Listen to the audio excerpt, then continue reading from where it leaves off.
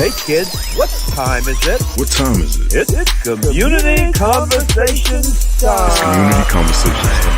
That's right. From the beaches of South Florida to the hills of Tennessee. From New York to Hawaii. Tell your friends that Community Conversations is about to inform the next generation with news, without fear, and educating them without a pain.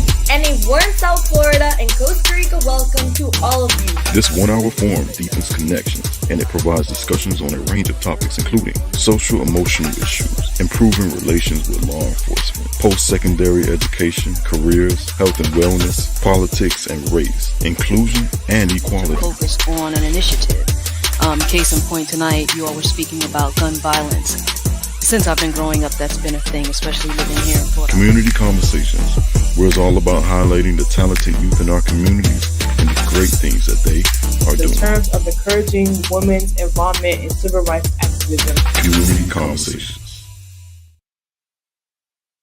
Well. Good evening, news enthusiasts. It is now 7 p.m. I am C. Ron Allen, sitting in for the entire crew. Alex is running late. He'll be joining us shortly. Jasmine has another engagement. Danaya is at homecoming, and everybody's at homecoming tonight. But guess what? We promised you that we're going to make sure you have a dose of news. That's a commitment we made to you, that you're going to have a dose of news each week. And we're living up to that. Okay. Anyway, welcome to tonight's edition of our Community Conversations. We got another amazing show lined up for you. So why don't you get ready for a wild ride as we dive into this story about how the use of license plate readers helped the Riviera Beach police to nab a man wanted for some crimes against children all the way in Indiana. Speaking of Indiana, I was told that some very bad crimes that he did. And anyway, let's find out what happened.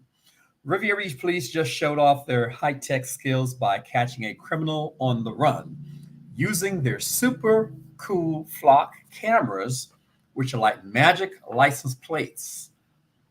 Or rather, magic license plate readers.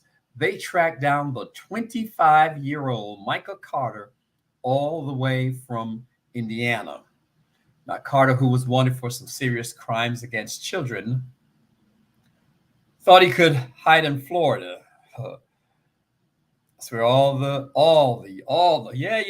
I'm getting the text from all the viewers that I'm stuck like Chuck. That's all right. Y'all have jokes. Keep it up. Anyway, he thought he could hide out in Florida, Palm Beach of all the places. I guess he decided to come to Singer Island. But thanks to the teamwork of the Clark County Sheriff's Office, the Riviera Beach Police, along with the U.S. Marshals Task Force, he was nabbed last Thursday. This says on Thursday. I don't think it was yesterday. I think it was last Thursday. He was nabbed in Riviera Beach. Now he's sitting in the Palm Beach County Jail waiting to be sent back to Indiana. Big shout out to our local heroes for keeping our community safe. Stay tuned to this station for more exciting updates. And I just got word that earlier today, the same officers, some of the same Riviera Beach officers, used the device to arrest another man, Miss Franklin. This time he was wanted by authorities in your state for murder. Certainly warrants a bigger story here. I'd be interested in learning more about these devices and how they work. So if you're listening to Nia Strong, which I'm sure you will be after the show, make sure we reach out to the folks in Riviera Beach to see what other techs do they have in their arsenal to protect and serve. I don't know about you, but we're going to make sure we have that story for you in the coming weeks. All right? Tired of hearing that the news is all doom and gloom? Well, tune into Community Conversations where we flip the script. We bring out the uplifting stories of kids making a difference, both locally and globally. Know someone who needs a dose of positivity. I know quite a few of you guys who need some. So if I know them, I know you know people who need them. Some need some too, right, Miss Franklin? Give them a call or shoot them a text and let them know that Community Conversation is on the air. They certainly won't want to miss this. All right. Okay, the texts are coming through. You guys have joke. All right, keep it coming. Why am I in the big seat by myself? Must be a cold room in there without the kids. Keep it up. Catch the good vibes with Community Conversations. Now go ahead. Calling all young musicians, the highly anticipated 5th annual Fernando Jones Blues Camp is back and better than ever. This year, the camp will be hosted at Kaiser University in West Palm Beach, and that'll be from December 25th through 31st. Now, this incredibly free camp is open to instrumentalists and vocalists aged 7 to 17.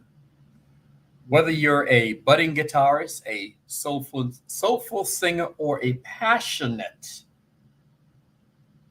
drummer, this camp is the perfect place to hone your skills and immerse yourself in the world of blues music. To secure a spot, visit blueskids.com/earlybird. That's blueskids with an S, kids.com/earlybirds for audition information. For any questions, you may also call 561-665-0151. Don't miss this amazing opportunity to learn from the best and make new friends who share your love for music. Just go ahead and register today and get ready to rock and roll. I mean, I'm telling you, we have some cool things planned that week. They're going to have a chance to, one day they'll go to the Drive Shack in West Palm, where they'll be able to hit some golf balls and play for the audience there, play for the folks who are at this golf course. They'll have a chance to play at Kaiser University. Thanks to our friends at Kaiser, can't say enough about them for their willingness to have us in residence there this year. It's going to be a great camp. This camp is ideal, especially for those houses of worship that may have young people who have an interest in music. May have some kids who play an instrument or maybe vocalists. This will be a great opportunity for them to get involved. Okay? Looking for some top-notch security services for you folks in South Florida and everything that's going on down there now. I'm sure you may have the need for some top-notch security service. Look no further than Hunter Sampson Security. They offer Class D and G concealed weapons training, tactical, self-defense, and much more. For more information, call 561-597-6348 and ask for Nick. Don't forget to mention that you heard this ad on Community Conversations. Make sure you tell Nick you heard this on Community Conversations. Now, they serve all of South Florida with wisdom, strength, and integrity. That's what's going on with me tonight? That's Hudson Sampson Security, your trusted partner in safety. Stay safe, stay secure at Hudson Sampson Parker. Brother John is in. Why don't you bring him in, Jeremiah? I need help.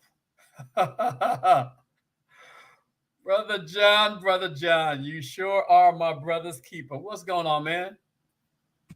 What up? Hey, man, we might as well just go ahead and say it's that time for Brother John and Mr. C-Ron. Jeremiah, Let's do it. Man, go ahead and give my music. Let's have some fun, John. The kids decided to leave us hanging tonight. I see. Yeah. So what's going on, bro? Man, not a whole lot, man. This is our bye week, so the football team is off this weekend. We had a volleyball game tonight against Memphis, the University of Memphis. And so I just popped over here, just left there, came over here. So yeah, man, it's a well-needed break, man. I feel like we've been rolling and moving really since the end of July through August. And so yeah, it's football bye week, and then next weekend they play North Texas here. Right. To kind of start conference play. So yeah, man, beautiful day. Can't complain, man. Every now and then, John. Every now and then, bro, we have to get some what do they call it? Self-care. Got to do that sometime. Just Man, absolutely. punch out. So we had some staff members take off this weekend. I'm relaxing. I'm not doing a thing tomorrow. So. All right, that's good. Good. Well, guess what? They're over there laughing. I know denying them, laughing their buns off right now, saying that, hey, they're at the game, but we're going to take this thing through, John. You know, Helene was no ordinary hurricane. It was a Category 4 beast that nearly flattened Steinhatchee in here in Florida when it hit last Thursday night. But Helene didn't stop there. It tore through Georgia, Tennessee, and the Carolinas, leaving a trail of chaos and earning a spot in the history book as one of the worst storms ever. How did your folks in the Carolinas fared? Were they impacted by this? No, I'm glad you asked, man. So my sister does live in Winston-Salem, which is a little west, but my folks, they live on the east side. So the way the storm came, most of the time when hurricanes come, it usually they get the brunt of it because it's typically coming from the coast, and we're about an hour away from Wilmington. So most of the time when hurricanes come, my hometown feels the brunt of it. But this time, the rains and the winds were on the west side of the state, and so yeah, man, blessed. Family's good. My sister's good in Winston-Salem, which is a little west, but not too west. But yeah, prayers up, man, to my home state. I know that there's close to, if not exceeded, 200 people overall that have perished from the hurricane. Yes, sir. And yeah, man, I would say from Tallahassee, kind of through Augusta, through Georgia, Tennessee, the Carolinas, South Carolina as well. Yes. And yeah, man. And so you still have a lot of people without power. I did see a news story where, someone was delivering insulin for somebody via mule, like horsebacks and horses, Wow. because of the roads and people not able to, get their medication, get to the grocery stores. So it's going to be, the whole western part of North Carolina. I mean, it's gonna take a while. So prayers to them. But yeah, it's gonna take a while. Even for Yes, them it will. to power and the streets, and for people to kind of return back to their daily lives. So The weather blessings. forecasters, the experts are saying that the Gulf sea surface temperature hit a scorching 89 degrees. The kids were asking me how did Helene get so huge so quickly? And I was explaining to them that the sea surface temperature hit a scorching 89 degrees, turning the water into jet fuel from the storm. And then that rushes out and cause this impact that we have. We're diving here at Community Conversation. We're diving into Helene and climate control, climate change, in a special episode on hurricanes in the coming weeks. So, if you have a burning question to ask your parents or teachers, to email us today, this weekend, at info@kopmn.org. That's info@kopmn.org. Make sure you include your first name and your town. And who knows, your question might be featured in our interview. Now, John, a story that was all over last week was burning up. One about the dock workers strike. Apparently, they went back to work today, huh? Yeah, no. It's good, man. I know my mother works at BJ's warehouse. And so she was saying that earlier in the week, people came as they always do, right? With whether it's a hurricane or any kind of storm or anything like that, they come and buy in bulk and buy up all the paper plates, cups, all of that good stuff. So yeah, they rated her job, to get all these necessities that they need. So we were prepared here to we had a list of items to go ahead and buy in the event the storm. The strike was still on, but as I shared with the young people, they were saying, "Hey, are we going to still do the store?" Yes, we still need to do it. And we're going to explore it because they need to know, the young folks need to know the impact, the effect a strike like this could have on them. So for those who don't know, nearly 50,000 members of the International Longshoremen's Association went on strike as of midnight last Tuesday until yesterday afternoon, which impacted for a few days the nation's East and Gulf Coast ports. The strike would have halted, in fact, for a few days, it did halt a variety of goods through almost every port from Maine to Texas. That includes Port Everglades here in Florida, the Port of Miami, and the Port of Palm Beach as well. In our region here, we have those three ports: Port Everglades, Port of Miami, and the Port of Palm Beach, as well as the Port of New York and New Jersey, which, John, is the third largest port by volume. New York and New Jersey's port. Now, help us, John. Why were they striking? Why did they go on strike? So the port workers, represented by the International Longshoremen's Association, went on strike because of unresolved issues in their contract negotiations.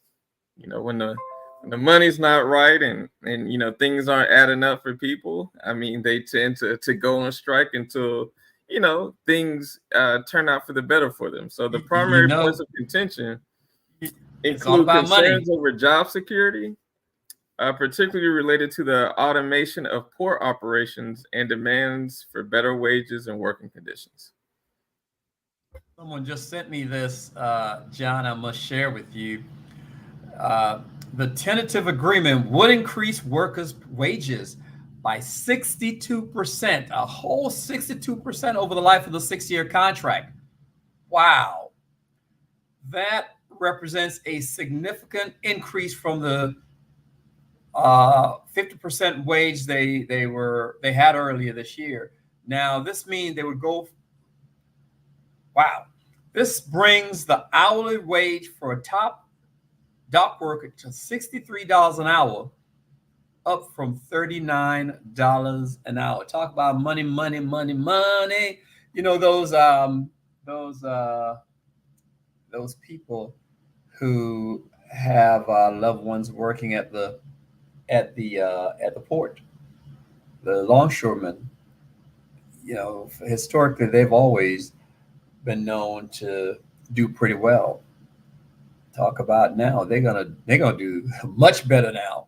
Oh, absolutely. It was the perfect time for them to strike. Yeah. A few weeks before Christmas, Ms. Franklin just texted me to say this is only going to last for a few months. This in January they should be renegotiating this again in January. So we'll see that. Now, what impact had the strike continued, John? You know, what impact would this have had on the average person? Many of us have never been to the airport, much less at a shipping port. Why should we care if these people went on strike? You know, good question. I mean, I would say, you know, the port workers strike might seem distant, but its impact on the average person could have been significant. You know, the strike would have continued. The ports are crucial hubs for importing and exporting goods, and a prolonged strike can disrupt the supply chain, leading to shortages of everyday items like food, clothing, and electronics. So, yeah, I mean, if this would have continued on, those basic necessities that we get from the grocery store, we get from places like BJ's, you know, becomes a scarcity. And so at that point, when goods become a scarcity, one, not only do the prices rise, but then two, you got to go in and try to get everything before they're gone. And so, you know, people took those necessary precautionary steps, and you can't fault them. You just never know, you know, how long strikes will last. And so So yeah, I mean, prices for those goods could rise, again, due to limited availability, affecting the household budgets. Additionally, industries reliant on timely shipments, such as manufacturing and retail, could face delays, potentially leading to job losses or reduced hours for workers. So even if you've never been to a shipping port, the ripple effects of this strike could touch many aspects of your daily life, making it important for everyone to stay informed and prepared. So thankfully, the strike has ended. And it ended before it was too prolonged where we would see the big impacts to our daily lives. So yeah, this could have ended up being, one of the biggest stories if this would have continued on, no doubt. Oh yes, I'm sure someone, Especially with the country and part of the country recovering from the hurricane, and so yeah, if this would have continued on, this would have been a way bigger deal. As you were sharing your thoughts there, a thought came to mind, John. Just imagine all that meat and milk and perishable items that are out there, just sitting there waiting because we're on strike. We don't care. Exactly. Is this going to continue to wait there? And that cost has to be passed on to someone. Absolutely. Somewhere down the road, we're going to end up paying for that somehow. Wow. What about let's move on to another topic, the debate. Did you watch it? I did watch the debate, man. I will say I got many thoughts on it. But yeah, I don't know if it's going to change much for someone that's already kind of decided one way or the other where they're going to go. I don't think we learned a whole lot from the debate, but I will say that, yeah, it was way more cordial. I felt like they actually respected each other in the way that they debated certain topics. And the vice president nominee for the Republican Party, he presented a more centered kind of where we thought the Conservative Party was pre-Trump, and so I think that's his way of kind of introducing himself to the nation and potentially, throwing his name in a hat later on down the line. So I think that, the debate I don't know if it much helped or hurt any of the, the presidential candidates, but I thought they debated the issues. I think that, yeah, that Vance is, a little bit closer, more in the middle as opposed to being to the far right that many of Trump supporters in that group. And I think similar, Waltz is a Midwest guy, and so Right. yeah, they both kind of blue collar backgrounds, and so yeah. I mean, I think it was pretty good, man. They debated the issues, the hot button issues, abortion, war. It certainly was a spirited exchange, but as you said, it left many viewers divided on who clearly emerged as the winner. Some people are saying it's a tie. I wish Robert Dowd was here because we have our thoughts on it. But let me just share a few things. Both candidates, I think, spent much of the debate, defending their running mates' record rather than presenting fresh, forward-looking visions. This defensive stance may have prevented either candidates from making a decisive impact on the decided voters, as you said. While the debate was policy heavy, it often though felt like a little rehash of past grievances. Yeah. Rather than a compelling argument about the future. They spent too much time just going, come on now. We already heard a lot of what they were saying. One of the significant, I like to call it missed opportunities. There are quite a few missed opportunities in there where Walz, for example, could have brought up the Ohio situation and so many other things. But one of the significant missed opportunities that I saw was the lack of a focus on pressing issues that resonate deeply with the American people. Topics such as climate control, affordable housing, and comprehensive immigration reform. They touched upon them, but I didn't think they explored them enough. I would have liked to hear That's more fair. about it. What was that? I said, no, that's a fair critique, and I agree with you 100% there. I would have liked to hear more about Ukraine. I would have liked to hear more about China, and even the thing we just discussed, the strike. And none of them touched that. Let's face it, last week it was still fresh on people's mind, last couple of days. Both candidates, I think, could have used this opportunity, use this platform to offer some concrete suggestions, some solutions, and innovative ideas to address these concerns. They failed in my eyes. And again, I'm looking at it from a journalistic perspective. Additionally, I think they could have benefited from a more robust decision, if you will.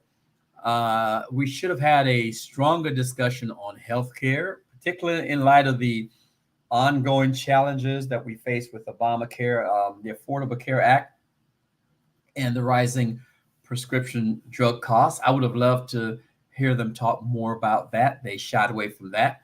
I think that by not fully addressing these critical issues, both candidates missed a chance, John, if you will, to connect more profoundly with voters who are. To your point, I don't think either side really gained. There was, watching a broadcast on CNN, there was one undecided voter, that made his decision to go with Kamala out of the undecided voters that were there. But again, I think, people going into the night already having, on one side of the fence or the other, I didn't see that really sway anybody. And then I think people on the fence are still on the fence, right? I don't think either side had a great opportunity of, bringing those critical voters, those independent voters, those, voters that are legitimately on the fence to, either side. So it's kind of status quo, right? The debate, the presidential debate happened, but I don't see much movement from it. You said people are in the dark. I agree. There are a lot of people who are still in the dark. And speaking of that, one person who is still in the dark, it seemed like Robert Dodd. He just joined us, and he's outdoors, it seemed. But Mr. Dodd, thank you for joining us, man. I just shared with John that I think that both candidates missed the chance to connect more profoundly with voters who are seeking substantive, if you will, very substantive answers to their everyday problems. What are your thoughts on the debate this past week? Okay. Or past couple of days? Here's how I feel. I feel that he did a nice job. Who's he? Watts. Okay. We're talking about both candidates now, so you got to name and Kamala Harris. See, I'm a little confused. Kamala Harris has been out there campaigning and talking about her history, what she plans on doing on a daily basis almost. Okay. And yet they're saying they don't know nothing about her.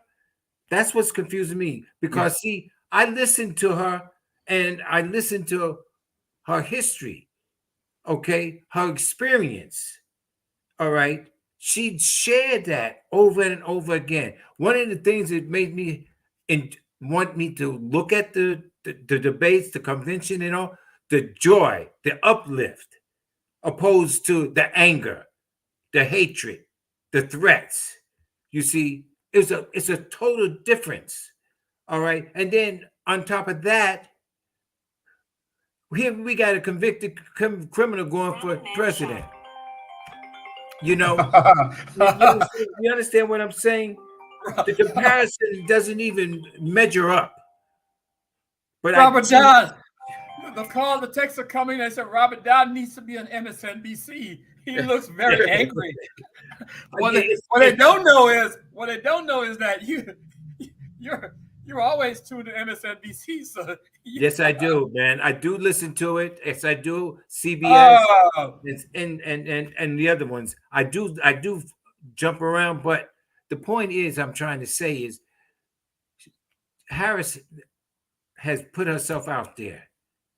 She has. Okay. So I mean, who's saying they don't know anything about Harris? Well, if you listen to them, you listen to these news people. They're saying, well, people are still saying they don't know about her. She needs to talk about her some more. What the heck is she supposed to do more? You understand what I'm saying? Mm-hmm. You see, instead of focusing on her opponent and his lack of, they're focusing on her and talking about her have to put out more. It doesn't make sense. You understand? Yeah. Just like when Biden was in it, they talked about his age left and right. Have they talked about Trump's age? No. All of a sudden, that disappeared. Hey, someone just texted and said, "Does Robert Dodd needs an agent? I can get him on the TV circuit." I guess, you know what? I get a little passionate about it because, you know what? This is a serious thing this year. This is very serious. You know, I mean, if that man gets in there, all bets is off. Let's put it that way. Put it blunt. All bets is off. That man has no limit. Robert, let me ask you. There's still people out here who are undecided, and there are people who I know people who are still telling me, young people are telling me that they're not going to vote because they don't see the importance of voting for either candidates. Do you understand that statement? Do you, John? I mean, come on. I can't even when they say that to me, I just shake my head because it would take me taking them back to 4th grade. Mm-hmm. They need to go all the way back to elementary to really learn about history, and there's so much you have to teach them. That's right. You can't brainwash a person like that at this point.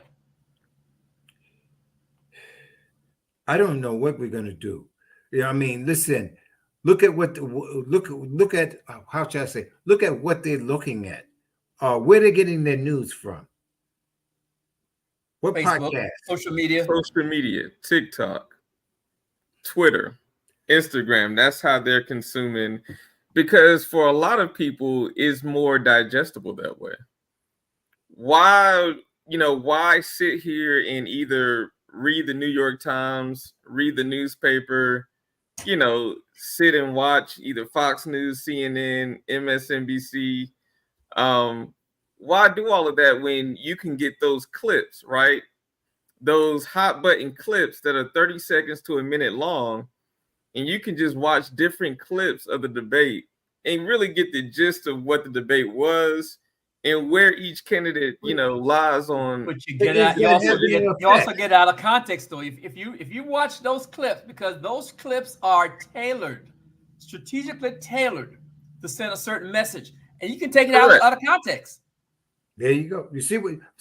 Now you ask why they say, "Well, I'm not going to vote because I don't know which one to vote for," because of what they're getting clips instead of hearing the full story, hearing the full thing. All right, that is our problem.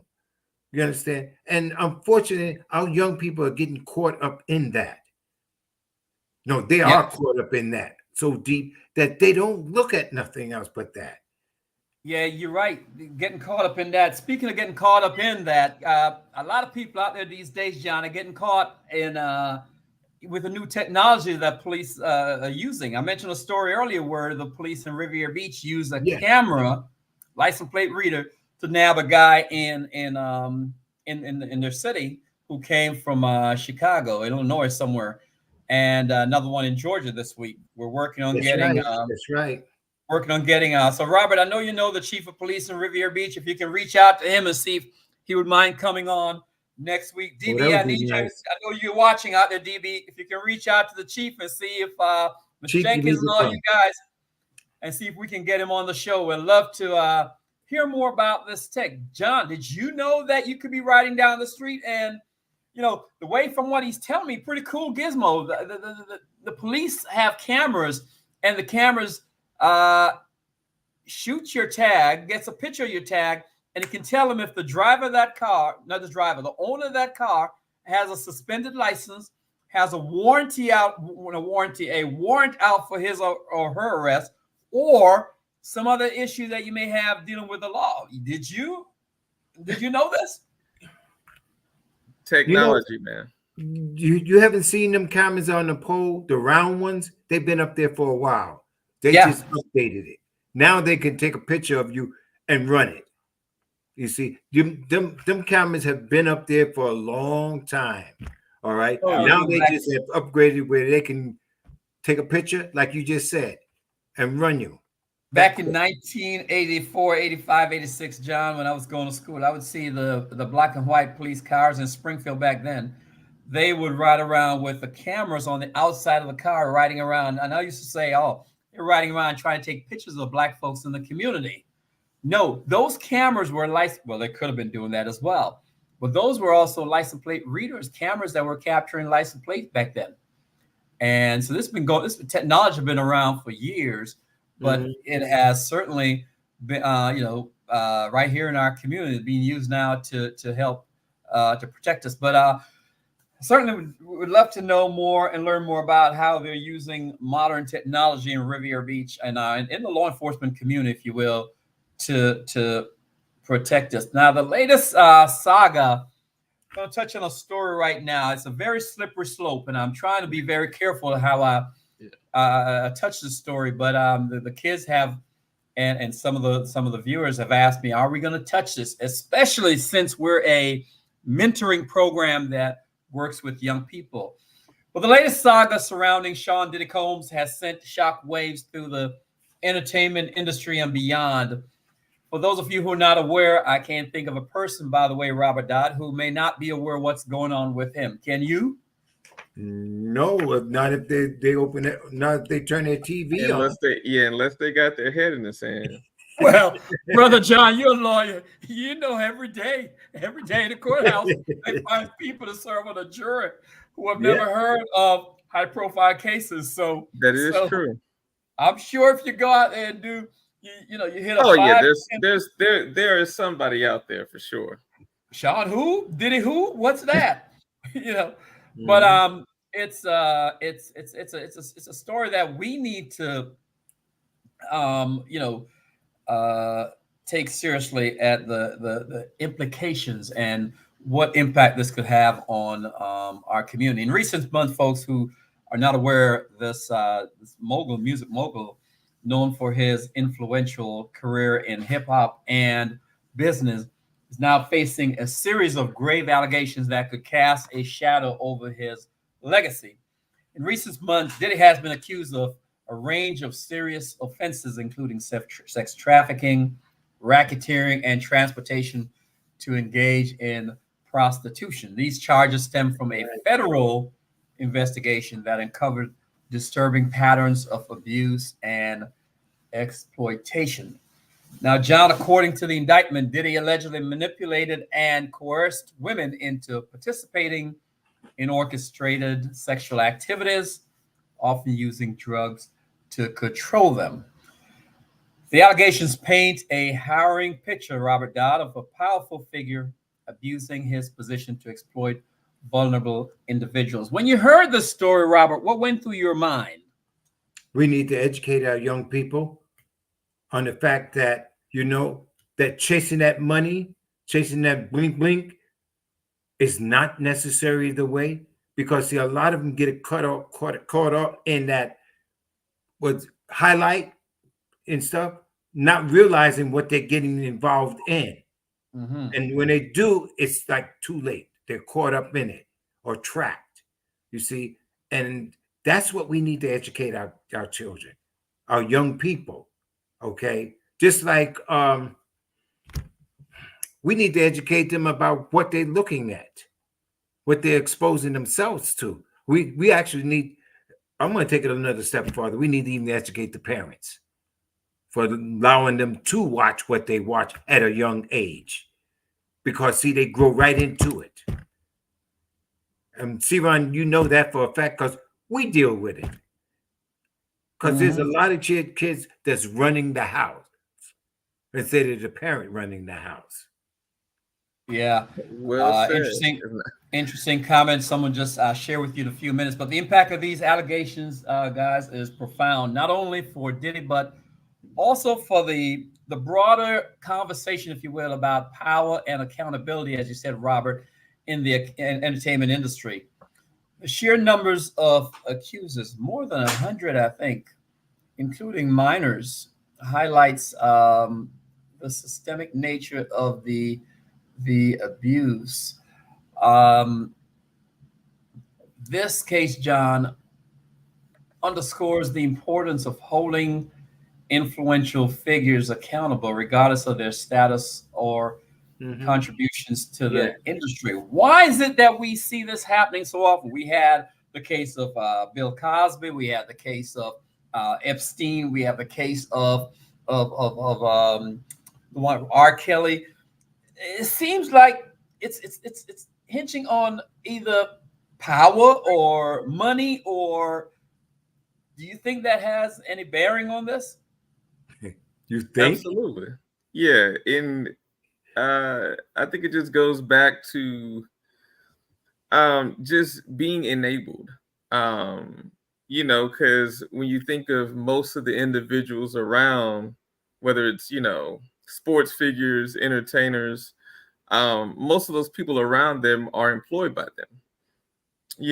If you're the agent, road manager, DJ, and so how you eat is a lot of times determined on how successful the artist is or the NBA player is, and how you're able to, help them in some way, shape, or form. Right? That's why you are on the team. That's why you're a part of the entourage. And so, yeah, man, money, power, greed, being enabled, being above the law, all of that. I mean, it is that just flat out. And and at some point, as we've seen, everything can't be buried under the rug. Everybody can't be paid off. And this is a little controversial, but I do want to go there. I think the society is different now. When you think of Bill Cosby, P. Diddy, Epstein, they came from a different generation. And I think now, as a society, as people, we're more aware of what it is to be sexually assaulted, right? What it is to, because before, you went to these parties, these after parties, you didn't say anything. Right. Whatever happened to you, whether you were drugged, high as a kite, whatever happened, you didn't say anything. And I think for a lot of people, the lack of education or understanding what it is to be sexually assaulted now is just different now. People's like, wait, hold up a second. They go back to, I remember 10 years ago, I was at this party, and before, I didn't know what that was, but now, John, hold a minute, John. Hold a minute, bro. Jeremiah, we're getting some text here. They lost sound on YouTube. Not sure if there's anything on our end, but can you address that, please? Continue, John. Yeah, so I just think as a society, we've become more educated on what it is, to be sexually assaulted, to be put in uncomfortable situations. Because back in the day, this isn't new, right? This has been happening. And I think that in previous years, before, the years we are in now, I don't think a lot of people thought anything was wrong with it. Right. And so now, fast forward, we're in 2024, and those same behaviors that might have been accepted 10 years ago, 15 years ago, are not accepted anymore as a society. And people are now starting to realize that maybe something that they went through back when they were a minor or 10, 15 years ago was something that was, actionable or criminal or something to that nature. So I think it's just the progression of society and, what does it mean to be sexually assaulted or to John, be and abused? also, John, they were ashamed to let somebody know. Embarrassed, yeah. Oh, absolutely. Today, because a lot of women are speaking up now, they're coming out with it. But back then, they were ashamed and they kept it quiet. You mentioned education, John. Someone here just texted, could the internet have anything to do with this? The proliferation of social media. You think that has something to do with it? Oh, as well? absolutely. Because now you have a community, right? Mm-hmm. Yeah. I think the beautiful thing about social media, there's a lot of negatives about social media, but everyone is able to find a community. And all it takes is you thinking and you seeing someone else express their thoughts and feelings on social media. And you're like, wait a minute, her story or his story sounds like a lot like my story. There you go. Yeah. And so then you have this growing community of people, basically coming together and realizing, hey, what we went through wasn't right. And we probably should have spoke out a long time ago. But now that I have a community, I feel more comfortable speaking out. Yeah. Because I have the backing in the community behind me. That's how it works. By somebody sharing what they have gone through, opens, tells another person, wow, I don't have to be ashamed. I can talk about this. Absolutely. There's groups that you could go to that could talk about this and share and help each other to identify what did I go through and why I feel like that. As the legal proceedings unfold, the public, and you can bet your last dollar that we here at Community Conversations will be watching closely to see how justice is served and what measures will be taken to prevent such abuses in the future. While Diddy has vehemently denied the allegations, calling them false and defamatory, the gravity, folks, of the charges cannot be understated. And John, I got a text here saying, one viewer said, to John's point, the case has sparked a broader dialogue about the culture of silence and complicity that often surrounds powerful individuals. It should serve as a stark reminder that fame and success do not place anyone above the law. Wow. That's deep. Let me also add that many of our viewers cannot hear us. They're having audio challenges. They can always go back, and the show is recorded, so we'll make sure you can listen to that later on. But to wrap this point up, let me just say that, guys, as the legal battle continues, it is so important, it's so critical, it's crucial for the industry and society at large, if you will, to reflect on the systemic issues that allow such behavior to go unchecked. The outcome of this case, mark my words, the outcome of this case could set a significant precedent for how similar allegations are handled in the future, potentially leading to more stringent, and I hope more stringent, measures to protect victims and hold perpetrators accountable. John, if it's the last thing, I hope that this will send a message. Getting back to what you said earlier, we need to send the message that behavior like this will not be tolerated. I've been quiet on the issue. I've been watching it from a distance, and some of my parents, I've been asking them, Mr. Seaman, you haven't been saying anything on it. I feel strongly about it to the point where I want to write a piece about it.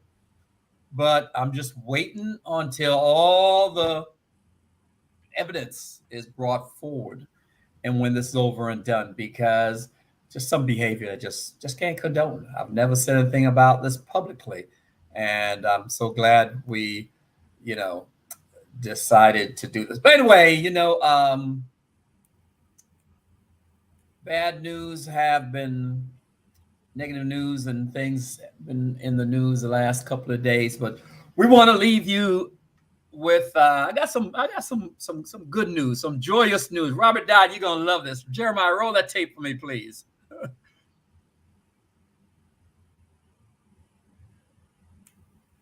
Is he asleep? Jeremiah, you with us? Yes, he's doing one of Neil's moment. Thank All you right. for tuning in for another amazing rendition of Community Conversations. If you like what you saw tonight, please consider liking, subscribing, and sharing with friends, families, and even acquaintances. Be sure to tune back next week for another amazing edition of Community Conversation.